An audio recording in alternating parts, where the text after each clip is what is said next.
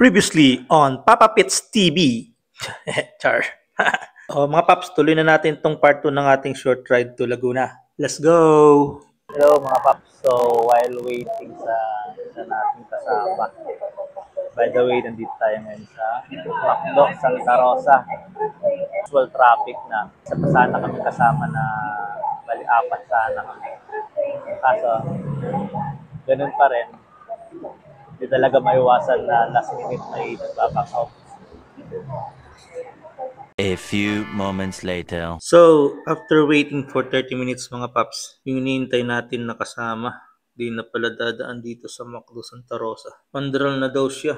Plus update sa Caltex Kabuhayan na lang daw siya mag-aantay. So tara, let's go!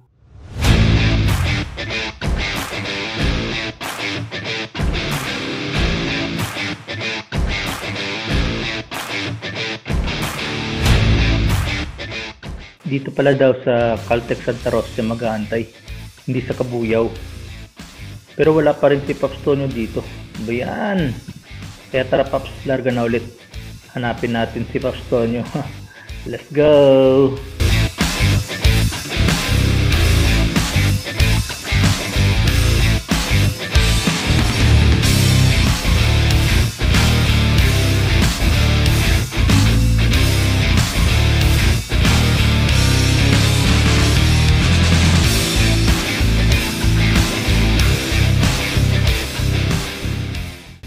Mga paps, ngayon hindi pa rin natin nakita si Pops Tonyo. At cover muna tayo rito sa Chowking. Hindi na siya makontak. Try natin sa kalsada. Diretso lang tayo. Hey, go!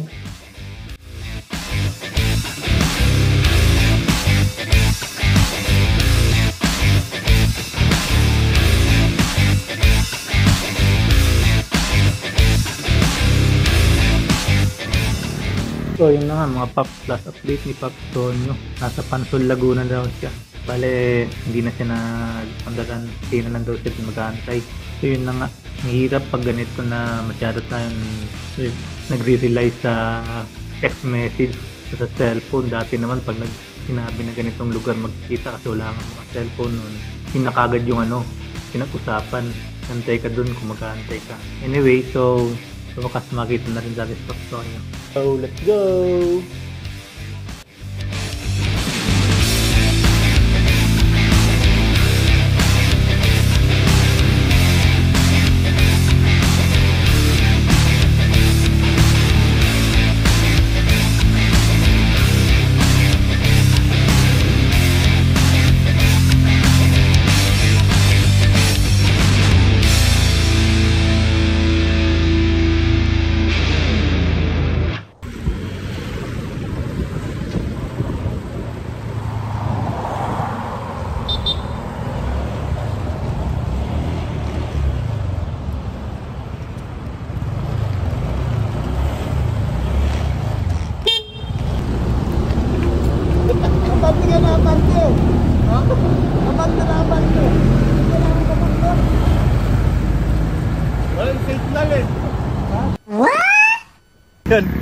Ayun, sa wakas, kompleto na ang grupo. May -1. Kompleto, tapos minus. Oo nga, sige. Kita-kits sa river. So, yun na nga mga paps. Sa wakas, nakita natin si Pops Tonyo. Pero sa totoo lang kanina mga paps, habang hinahanap natin si Pops Tonyo, medyo naiinis na rin ako eh. Pero nung nagkita na nga, kinalimutan ko na yung pagkainis. Siyempre, di ba mas okay nang ngiti na lang, tapos good vibes na ulit sa rides. By the way, naka Bristol ADX 160 si Pops Tonyo, tapos si Pops Jun, naka Honda ADV 160. Tapos tayo naman naka Honda Click 150 lang. Pero siyempre, di tayo papatalo sa waswasan. So, let's go!